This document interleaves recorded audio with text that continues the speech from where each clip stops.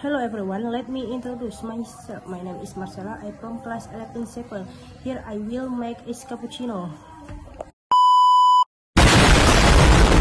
Tools and material: glass, spoon, 1 sachet of gudai cappuccino, milk, scissors, ice.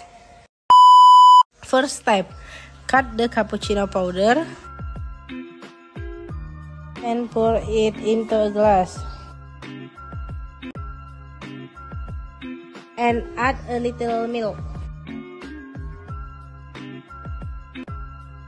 Second step: pour in hot water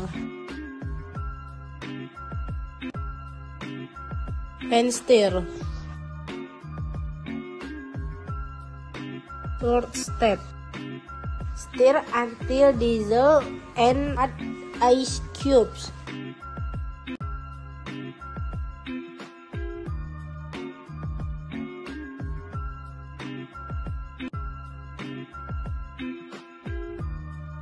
Iced cappuccino is ready to be enjoyed.